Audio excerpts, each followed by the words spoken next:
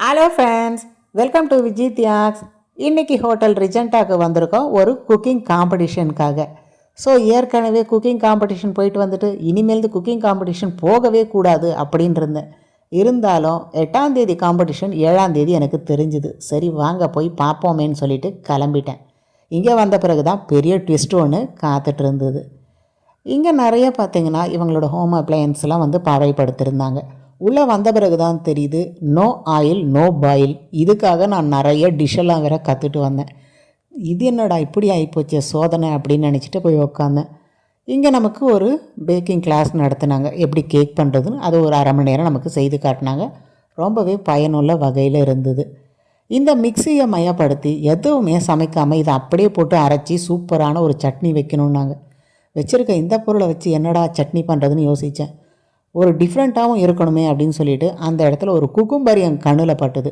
So அதை நல்லா தோல் எடுத்துட்டு அதில் பார்த்திங்கன்னா கொஞ்சமாக புளி வச்சு இஞ்சி பூண்டு புதினா குக்கும்பர் சட்னி செய்து வச்சிட்டேன். சீஃப் கெஸ்ட்டு பார்த்திங்கன்னா சீரியல் ஆக்டர் இவங்க தான் வந்திருந்தாங்க. இவங்க பேர் எனக்கு தெரியாது, ஏன்னா நான் அவ்வளோவா சீரியல்லாம் பார்க்க மாட்டேன், சீரியல் பார்த்ததில்லை. நிறைய பேர் இவங்க கூட நின்று ஃபோட்டோஸ்லாம் எடுத்துக்கிட்டாங்க. ஸோ இவங்க தான் பார்த்திங்கன்னா ஒரு புது மிக்சி ஒன்று வந்து இவங்க ரிப்பன் கட் பண்ணி ஓப்பன் பண்ணி வச்சாங்க அந்த பொருளை. சட்னி பற்றி ஸ்பெஷலாக சொல்லுங்கள். ஏன்னா இன்னைக்கு சட்னி சேலஞ்ச் தான் நடக்க போகுது. எல்லாருமே ரொம்ப எக்ஸைட்டிங்காக வந்திருக்காங்க. ஸோ நீங்கள் என்ன பார்க்குறீங்க, என்ன எதிர்பார்க்குறீங்க சட்னி சேலஞ்சில்? டேஸ்ட் வந்து ரொம்ப இம்பார்ட்டன்ட் எக்ஸ்பெக்ட் பண்ணுறீங்களா? அந்த மாதிரி கேட்குறேன். டேஸ்ட் தான் ரொம்ப முக்கியம். So let's see. ஸோ யார் வந்து இந்த சட்னி சேலஞ்சை வின் பண்ண போகிறாங்கன்னு. நியூ மாடல் மிக்சி ஒன்று இவங்க எடுத்து வெளியில் எல்லாருக்கிட்டையும் காட்டினாங்க. அந்த மிக்சி தான் பார்த்திங்கன்னா எல்லா டேபிளையுமே வச்சுருந்தாங்க. ஒரு 5 மிக்சி வச்சுருந்தாங்க.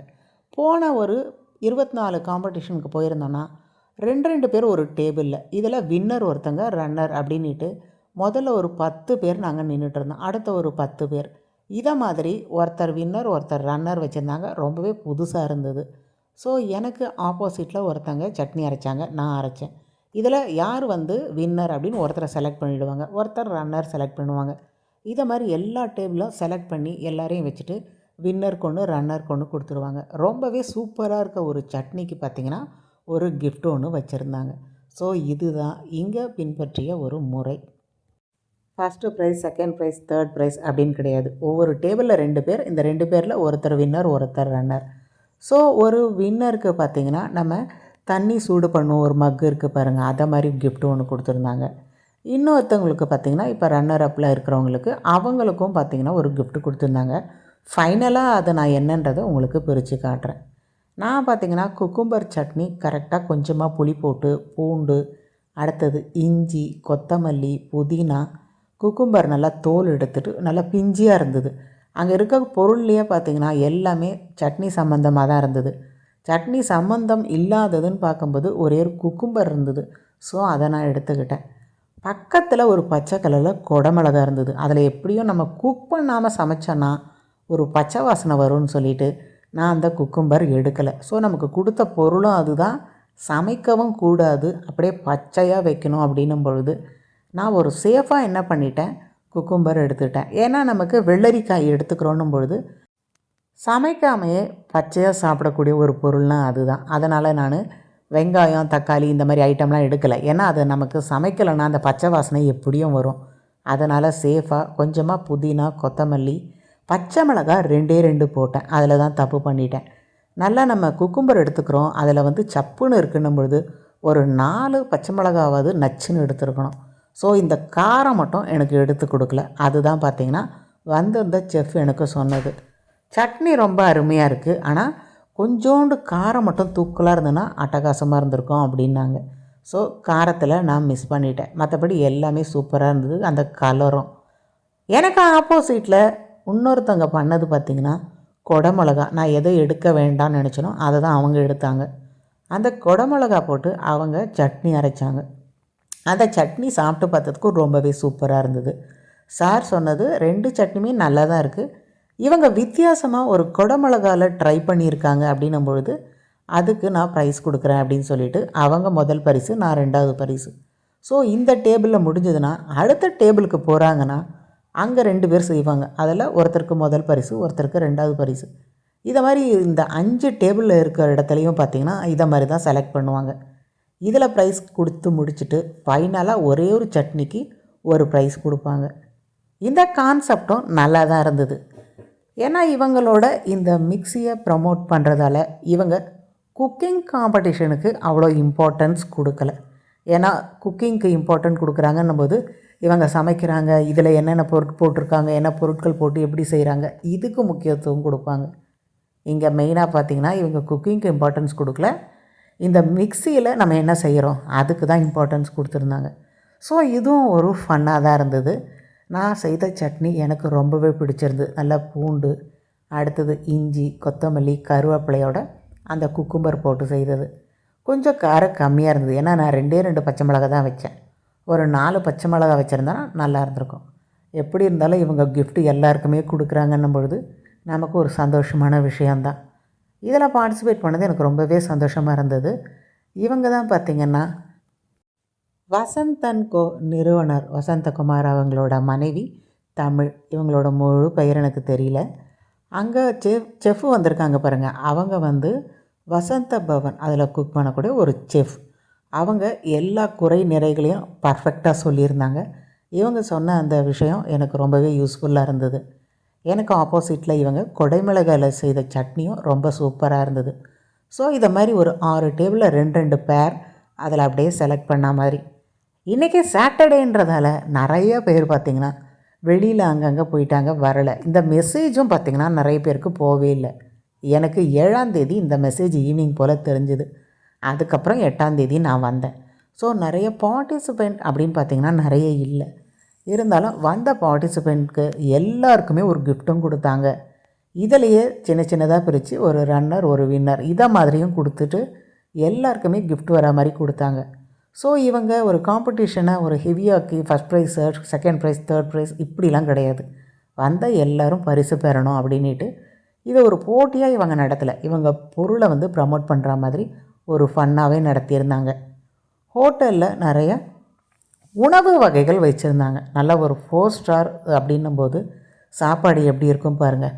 ஸோ போனவுடனே எங்களுக்கு ஒரு டிஃபன் கொடுத்துருந்தாங்க. ரொம்ப அருமையாக இருந்தது. ஃபில்டர் காஃபியும் நச்சுன்னு இருந்தது. அடுத்தது எங்களுக்கு ப்ரௌனி பண்ணுறது எப்படின்ட்டு ஒரு கிளாஸும் டெமோ காட்டினாங்க. அந்த கிளாஸில் நான் யூஸ்ஃபுல்லாக நிறைய விஷயங்கள் கேட்டு தெரிஞ்சுக்கிட்டேன். அவங்க ப்ரௌனி பண்ணும்போது நிறைய டிப்ஸு கொடுத்துருந்தாங்க. அது என்னென்ன டிப்ஸ் அப்படின்றத உங்களுக்கு தனி பதிவாக போடுறேன். ப்ரௌனி சொல்லி கொடுத்த அந்த முறை ரொம்ப பயனுள்ள வகையில் இருந்தது. ஸோ என்னோடய சட்னியை 10 நிமிஷத்தில் முடிச்சுட்டு அதை அழகாக குக்கும்பர் வச்சு டெக்கரேட் பண்ணிட்டேன். சாரும் வந்தாச்சு.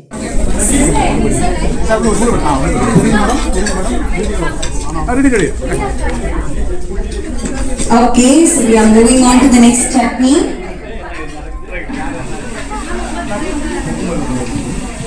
ரொம்ப நல்லா இருக்கும். அதோட கிரைண்ட் பண்ணது ஈவனாக ஒரு ப்ரொஃபஷனல். அது நம்மளோட பஜாஜுக்கும் அந்த கிரெடிட்ஸ் போகும்னு நினைக்கிறேன். ரொம்ப பியூட்டிஃபுல்லா நல்லா அழகாக வருது. ஃபஸ்ட்டு ஒரு மெத்தட் அரைக்கும், ஒரு செகண்ட் மெத்தட் அது வைக்கும்போது அழகாக வரும். Okay, so you really like it. Super. உங்களுக்கு எப்படி இருக்கு இந்த சட்னி? மார்க்ஸ் ஏதாவது கொடுக்க விரும்புறீங்க? நல்லா இருக்கும். அவங்க லைக் கொஞ்சம் ஆட் பண்ண சொன்னாங்க, கொஞ்சம் ஜாஸ்தியாக ஆட் பண்ணிருக்காங்க. பட் அது ஒரு டிஃப்ரெண்ட் டேஸ்டாக இருக்குது. கொஞ்சம் ஸ்பைசி ஈவனாக இருக்குது. கொஞ்சம் இருந்ததுன்னா நைஸ் நைஸ், தேங்க்யூ. ஸோ இந்த டேபிளில் யார் வின்னர் அப்படின்னு தெரிஞ்சுக்கலாமா? மோஸ்ட் எல்லாம் ஈவனாக இருக்குங்க. இவங்க எல்லாத்தையுமே அண்ணன் கேப்சிகம்ல பண்ணுறது கொஞ்சம் டிஃப்ரெண்ட்டாக இருக்குது. ஸோ அந்த capsicum chutney is a winner of this game. Thank you very much. Congratulations team. So the chutneys, we really appreciate that.